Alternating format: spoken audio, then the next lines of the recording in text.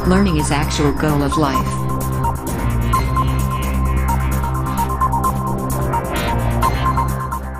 Chapter 6 line and angle introduction. तो introduction शुरू करते हैं जिसमें 4 टॉपिक है। Line segment A B, ray A B, length A B, line A B. चलो हम एक लाइन लेते हैं ए और बी जिसके इन पॉइंट्स हैं।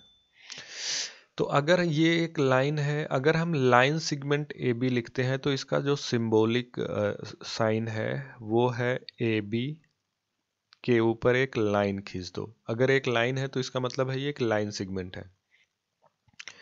अगर इसको एज ए रे कंसीडर कर रहे हैं तो ये होगा ए बी के एक साइड जो है एरो होगा। अगर हम इसकी लेंथ केवल जैसे 3 सेंटीमीटर या 4 सेंटीमीटर जो भी इसकी लेंथ हो, अगर हम लेंथ को कंसीडर कर रहे हैं तो केवल ए बी लिखेंगे, इसके ऊपर कोई भी साइन नहीं होगा। और इसको एज ए लाइन कंसीडर कर रहे हैं अगर हम, तो उस कंडीशन में जो है ए बी के ऊपर डबल एरो की लाइन होगी। ठीक है, तो ये 4 साइन है, इसका मतलब है उसकी लेंथ को डिफाइन कर रहा है। ये अगर इस तरह लिखा गया है तो यानी वो रे एज ए प्रेजेंट हो रहा है, और ये जो है लाइन सेगमेंट है और ये ओवरऑल लाइन। लेकिन ओवरऑल जो प्रेजेंटेशन है इन चारों के लिए डिफरेंट डिफरेंट नहीं करते हैं हम। कहीं भी अगर ए बी लिखते हैं केवल तो इसका मतलब है इन चारों में से आप किसी को भी कंसीडर कर सकते हो। तो ठीक है, नॉर्मली जो है लाइन के लिए होता है लाइन ए बी, लेकिन अगर कहीं आप लाइन सेगमेंट के लिए भी ए बी यूज करते हो तो वो गलत नहीं है। इन चारों के लिए एक ही सिंबल हम यूज करते हैं, A B. Collinear points, if 3 or more points lie on the same line they are called collinear points। तो यहाँ पे 3 or more, चलो हम 4 पॉइंट्स ले लेते हैं, 1 2 3 4। 3 या मोर यानी 4 पॉइंट लेते हैं। अगर चारों एक लाइन पर प्रेजेंट किए जा सकें तो ऐसी कंडीशन में जो है ये चारों पॉइंट्स को बोला जाता है कोलिनियर पॉइंट्स। ठीक है, अब अगला टॉपिक है non collinear points. If 3 or more points not lie on the same line they are called non collinear points. यानी मान लो 3 या 3 से अधिक, चलो 4 ले लेते हैं, 3 4, यानी 4 पॉइंट्स ऐसे हो जिनको एक लाइन पर चारों को प्रेजेंट न किया जा सके, या 3 या 3 से अधिक कोई भी।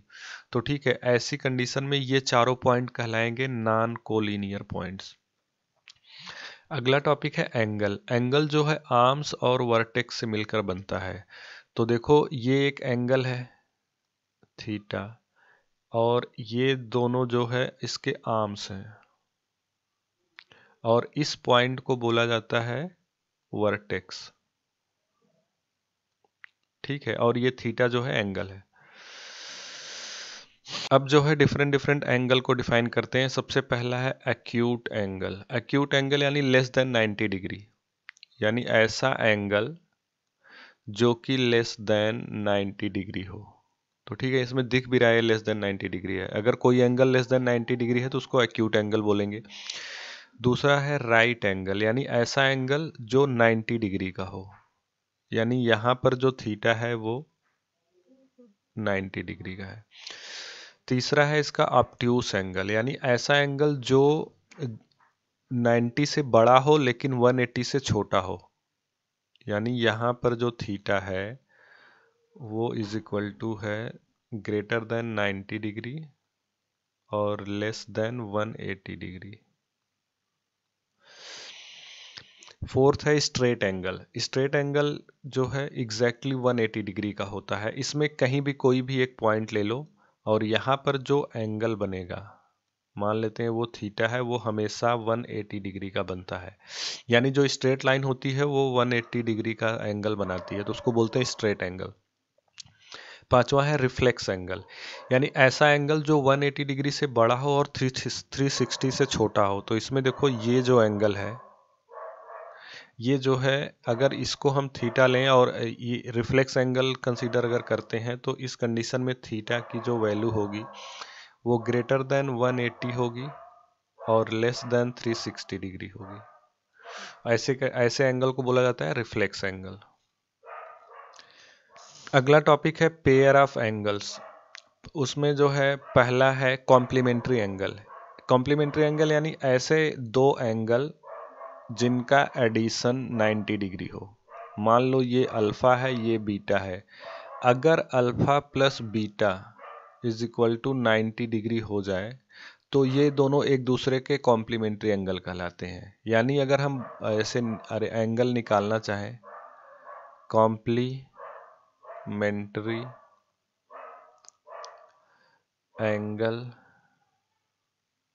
Of alpha is equal to 90 minus alpha, यानी अल्फा का अगर हम कॉम्प्लीमेंट्री एंगल निकालना चाहें तो बस 90 में से घटा दो अल्फा को, वो कॉम्प्लीमेंट्री एंगल हो जाएगा। सेकेंड टॉपिक है, इसमें पेयर ऑफ एंगल यानी दो दो एंगल को हम डिफाइन करेंगे, ठीक है। दूसरा है जो है सप्लीमेंट्री एंगल, यानी ऐसे दो एंगल जिनका एडिशन 180 डिग्री हो। मान लो ये अल्फा है, ये बीटा है, तो ऐसी अगर एक कंडीशन ऐसी आ जाए कि alpha plus beta is equal to 180 degree, इसका मतलब ये दोनों एंगल मिल करके जो है सप्लीमेंट्री एंगल बना रहे हैं, ठीक है। Supplementary angle.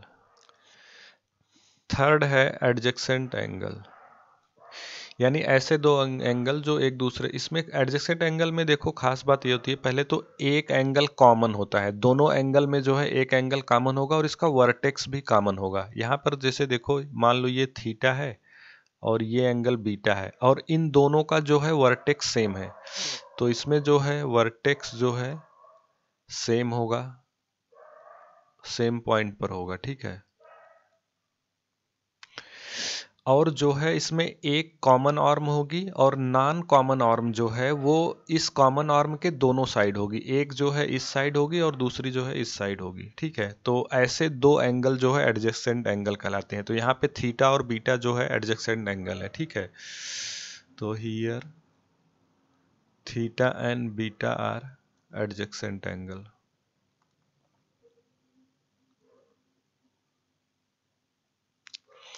फोर्थ है linear pair angle. Linear pair angle में एग्जैक्टली जो है जो नॉन कॉमन आर्म है, अगर वो एक लाइन फॉर्म करे, यानी इसको नीचे ले आके इसके एग्जैक्टली लाइन फॉर्म करें, तो ऐसे केस में ये दोनों एंगल हैं तो ये देखो एडजेसेंट एंगल ही। मान लो ये थीटा है यहाँ पर और ये जो है बीटा है, लेकिन यहाँ पे देखो जो तीसरी वाली लाइन है नॉन कॉमन आर्म, वो एग्जैक्टली सेम लाइन फॉर्म कर रही है, उसको नीचे ले आके सेम लाइन फॉर्म करे, तो ऐसे कंडीशन में थीटा और बीटा लीनियर पेयर एंगल बनाएंगे और इनका एडिशन जो होगा थीटा प्लस बीटा, ये हमेशा 180 डिग्री होगा। यानी इसमें जो है ये भी एक एक्चुअली एडजेसेंट एंगल ही है, लेकिन इसमें नॉन कॉमन आर्म जो है 180 डिग्री का एंगल बनाते हैं, यानी दोनों एक ही लाइन को फॉर्म करते हैं। तो ठीक है, ये हो गए आपके linear pair of angle. 10th है वर्टिकली अपोजिट एंगल।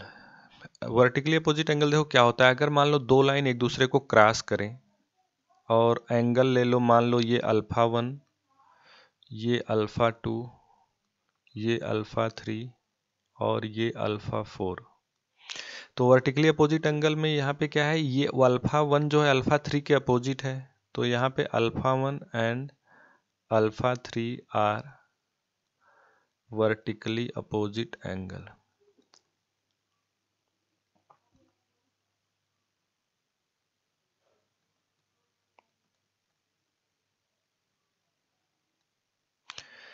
और अल्फा 4 और अल्फा 2 ये भी जो है वर्टिकली अपोजिट एंगल है, तो यहाँ पे and alpha 4 and alpha 2 are also vertically opposite angle VOA, ठीक है। और वर्टिकली अपोजिट एंगल की खास बात ये होती है, इनकी प्रॉपर्टी होती है कि हमेशा वर्टिकली अपोजिट एंगल एक दूसरे के इक्वल होते हैं, यानी यहाँ पे alpha 1 is equal to alpha 3 होती है और अल्फा 2 हमेशा अल्फा 4 के इक्वल होता है। ये जो है वर्टिकली अपोजिट की जो है प्रॉपर्टी होती है।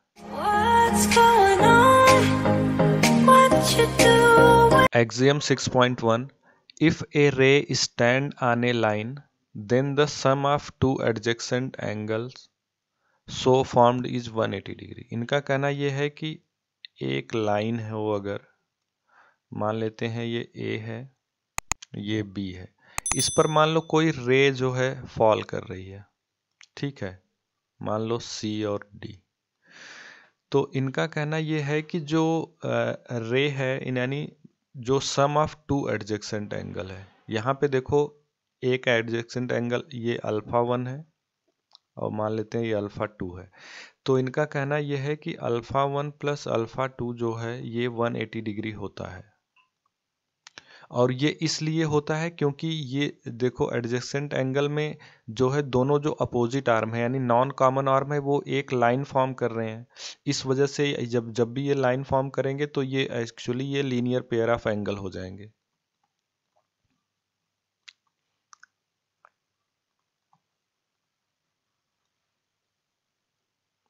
और लीनियर पेयर ऑफ एंगल की वजह से ही जो है इनका सम 180 डिग्री हो जाएगा। Axiom 6.2 if sum of two adjacent angle is 180 degree then the non common arms of the angle form line। इनका कहना यह है कि जैसे दो adjacent एंगल हों, अब ये दोनों adjacent हो गए क्योंकि ये कॉमन आर्म है, कॉमन वर्टेक्स है और जो है ये एक लाइन फॉर्म हो रही है, तो अल्फा 1 अल्फा 2। इनका कहना है कि अगर अल्फा 1 प्लस अल्फा 2 जो है 180 डिग्री फॉर्म कर रहा है और जब भी अल्फा 1 अल्फा 2 180 डिग्री फॉर्म करेगा तो जो है ये दोनों एक लाइन फॉर्म करेंगे ही करेंगे क्योंकि ये लीनियर पेयर ऑफ एंगल ये अगेन बन जाएंगे। ठीक है, 180 डिग्री जैसे ही हुआ लीनियर पेयर ऑफ एंगल बनेंगे और इस वजह से जो है ये एक लाइन फॉर्म करेंगे। Theorem 6.1 if two lines intersect each other then the vertically opposite angle are equal. इनका कहना यह है कि अगर दो लाइन मान लो यहाँ पे ए बी सी डी है, इंटरसेक्ट कर रही हैं एक दूसरे को, तो इनके वर्टिकली अपोजिट एंगल इक्वल होते हैं। तो मान लेते हैं ये जो एंगल बना रहे हैं ये अल्फा 1 अल्फा 2, ये एंगल अल्फा 3 और ये एंगल अल्फा 4। ठीक है, तो हमें प्रूफ क्या क्या करना है? हमें प्रूफ करना है कि जो वर्टिकली अपोजिट एंगल है वो इक्वल है, यानी अल्फा 2 और अल्फा 4 इक्वल है एंड अल्फा 1 और अल्फा 3 इक्वल है। ठीक है, ये दोनों जो है इक्वल है, प्रूफ ये करना है। तो देखो यहाँ पर जो है सी डी एक लाइन है। ठीक है, तो इसका मतलब है कि ये जो एंगल होगा अल्फा 1 प्लस अल्फा 2 वो होगा 180 डिग्री क्योंकि लीनियर पेयर एंगल बनाएगा, सी डी एक लाइन है तो। ठीक है, तो देखो यहाँ पे alpha 1 plus alpha 2 is equal to 180 degree क्योंकि ये लीनियर पेयर ऑफ एंगल बना रहा है। ठीक है, एलपीए। और ए बी भी एक लाइन है, तो इस कंडीशन में क्या होगा, अल्फा 2 एंड अल्फा 3 जो है 180 डिग्री बनाएगा क्योंकि एक लाइन है, ओवरऑल एंगल जो है 180 डिग्री होता है। और दूसरा कंडीशन ये है alpha 2 plus alpha 3 is equal to 180 degree, ये भी एक लीनियर पेयर एंगल बना रहा है। ठीक है, अब इसको इक्वेशन 1 लेते हैं, इसको इक्वेशन 2 लेते हैं। तो फ्रॉम इक्वेशन 1 एंड 2 इन दोनों का देखो राइट हैंड साइड इक्वल है 180 डिग्री, तो लेफ्ट हैंड साइड भी इक्वल हो जाएगा, यानी alpha 1 plus alpha 2 is equal to alpha 3 plus alpha 2। ठीक है, अल्फा 1 प्लस अल्फा 2 इसका लेफ्ट हैंड साइड और इसका left hand side alpha 2 plus alpha 3। ठीक है, अल्फा 2 कट जाएगा, फाइनली बचेगा क्या, alpha 1 is equal to alpha 3। यानी हमारा ये वाला प्रूफ हो गया। ठीक है, अब दूसरा देखते हैं। देखो ए बी एक लाइन है, तो इसके इस साइड वाला भी लीनियर पेयर एंगल बनाएगा यानी 180 डिग्री होगा। दूसरा कंडीशन होगा कि alpha 1 plus alpha 4 is equal to 180 degree, और ये भी जो है लीनियर पेयर एंगल बनेगा। और दूसरा कंडीशन ये है, देखो हमारे पास 4 आ गया, हमें 2 लाना है। ठीक है, तो 1 को आपको काटना पड़ेगा, यानी 1। हाँ, देखो सी डी एक लाइन है, तो alpha 1 alpha 2 is equal to 180 degree already है इक्वेशन 1 में। ये इक्वेशन चलो थर्ड ले लेते हैं। तो देखो फर्स्ट और थर्ड से क्लियर हो जाएगा। From equation first and third का राइट हैंड साइड इक्वल है 180 डिग्री और इसका 180 डिग्री, तो लेफ्ट हैंड साइड अपने आप इक्वल हो जाएगा, यानी alpha 1 plus alpha 2 is equal to, ये इस यहाँ से लिया मैंने और दूसरा यहाँ से, अल्फा 1 प्लस अल्फा 4। अल्फा 1 इधर भी है इधर भी है, कट जाएगा, फाइनली आएगा alpha 2 is equal to alpha 4। ये वाला कंडीशन भी प्रूफ हो गया, तो हेंस प्रूफ्ड।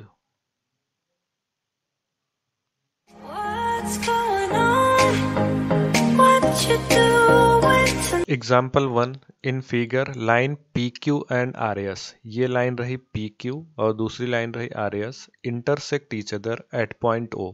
ओ पर जो है दोनों इंटरसेक्ट कर रहे हैं।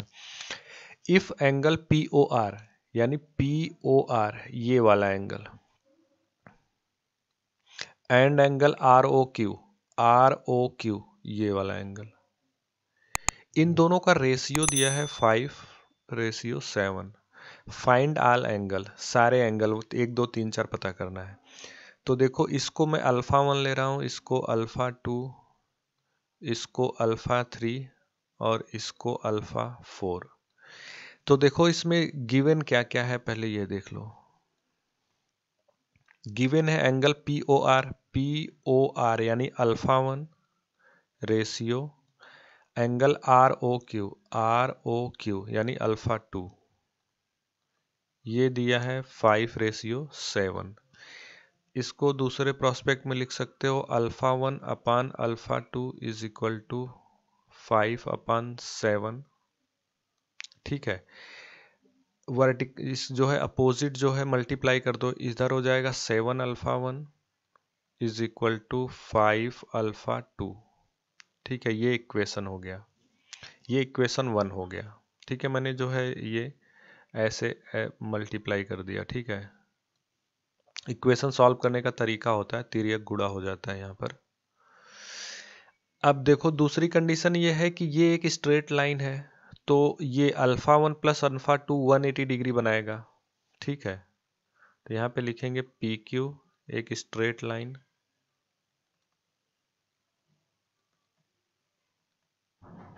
सो alpha 1 plus alpha 2 is equal to 180 degree. इसका रीजन यही होगा, लीनियर पेयर एंगल।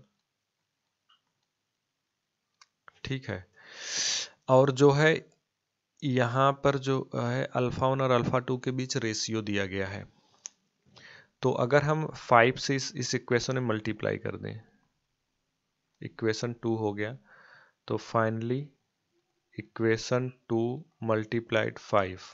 ऐसी कंडीशन अगर हम करें तो क्या आएगा, 5 alpha 1 plus 5 alpha 2 is equal to, 5 से राइट हैंड साइड भी मल्टीप्लाई हो जाएगा, तो 180 इंटू 5 करेंगे तो क्या आएगा, 5 इंटू 180। देखो 5 अल्फा 2 की वैल्यू यहाँ 1 से उठा लेते हैं, ये है 7 अल्फा 1, यानी 5 अल्फा 1 प्लस 5 अल्फा 2 यहाँ से ले लेते हैं 7 alpha 1 is equal to 5 into 180। ठीक है, अब देखो ये 5 और 7 मिलके क्या हो जाएगा, 12 हो जाएगा। 12 alpha 1 is equal to 5 into 180। Finally alpha 1 क्या हो जाएगा, 5 इंटू 180 अपान 12।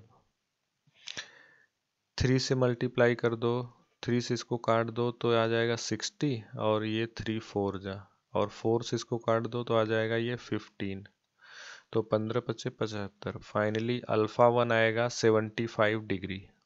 ठीक है, और अल्फा 1 अगर 75 डिग्री है तो अल्फा 2 क्या हो जाएगा यहाँ से, तो यहाँ से फ्रॉम इक्वेशन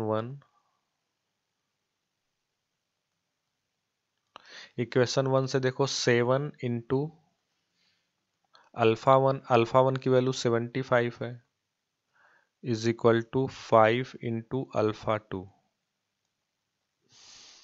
अब हमारे पास इक्वेशन है 7 into 75 is equal to 5 into alpha 2। तो यहाँ से अल्फा 2 की वैल्यू क्या आएगी, ओवरऑल में 5 से डिवाइड हो जाएगा, यानी 7 इंटू 75 अपान 5। इसको 5 से काट दो तो 5 1 जा 5, 2 बचेगा, 5 5 जा 25। तो फाइनली 15 सत्ते 105, अल्फा 2 जो है 105 डिग्री आ गया और अल्फा 1 जो है 75 डिग्री आ गया। ये दो तो प्रूफ हो गए।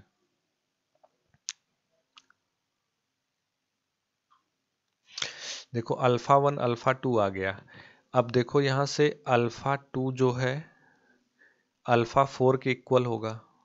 इसकी वजह यह है एक वर्टिकली अपोजिट एंगल है। तो इसके रिस्पेक्ट में जो है अल्फा 2 की वैल्यू हमारे पास क्या है, 105 डिग्री। ठीक है, तो इससे ये पता चला कि अल्फा 4 की वैल्यू भी हमारी कैलकुलेट हो गई। और दूसरा है alpha 1 is equal to alpha 3 होगा, और अल्फा 1 की वैल्यू कितनी आई है, 75 डिग्री। और इसका भी वजह यही है वर्टिकली अपोजिट एंगल। तो फाइनली अल्फा 4 और अल्फा 3 भी कैलकुलेट हो गया।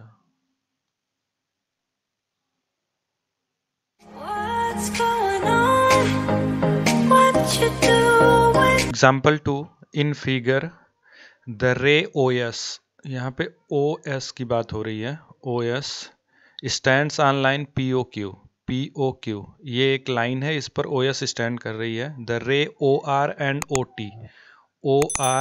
OT are the angle bisector of POS, यानी जो OR है वो इस पूरे एंगल को हाफ पर जो है बाइसेक्ट कर रही है। ठीक है, और एंगल SOP को जो OT है वो बाइसेक्ट कर रही है, यानी इसका हाफ पर जो है ये OT है respectively. If POS is X, POS यानी ये पूरा एंगल जो है वो X है, angle POS is equal to X।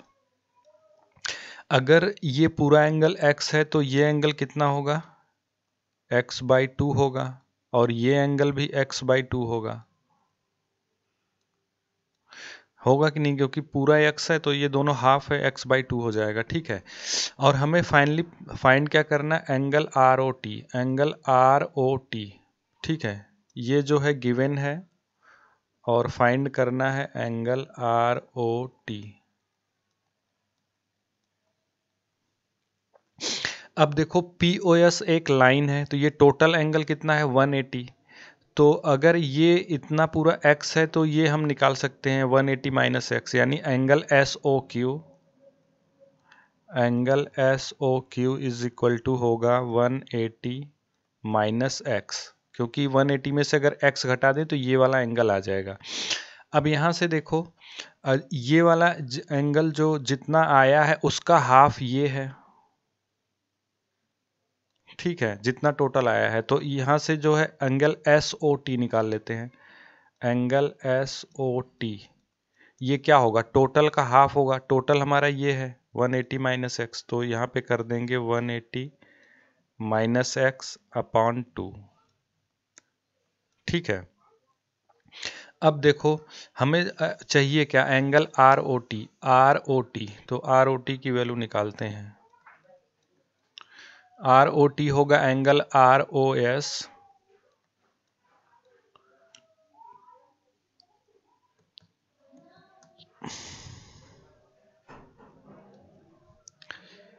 ये होगा angle ROS plus SOT plus angle SOT।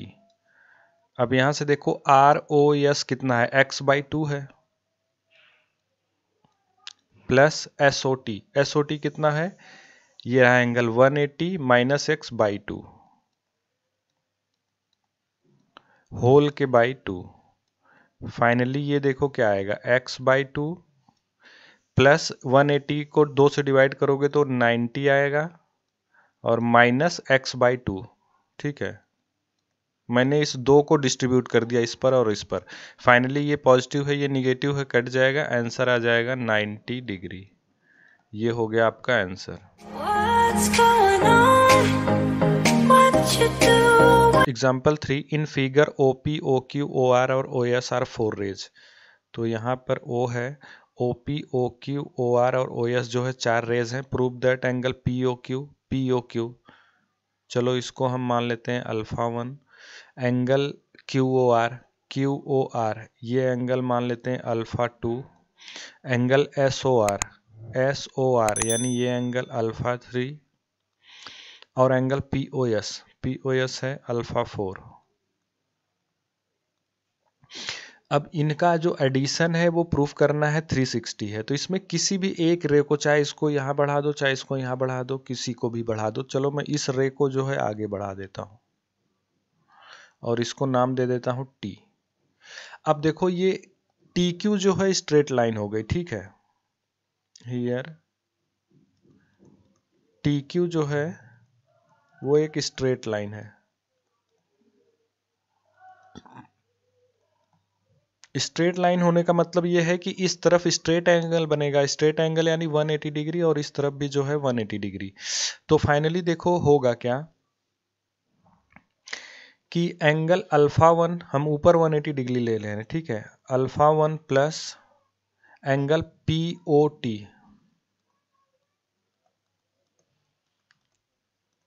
ये 180 डिग्री होगा, और ये इक्वेशन 1 हम ले रहे हैं, ठीक है। अल्फा 1 और 180 एंगल POT, और इस साइड भी 180 डिग्री का एंगल बनेगा। तो इसको ले लेते हैं, यानी अल्फा 2 प्लस अल्फा 3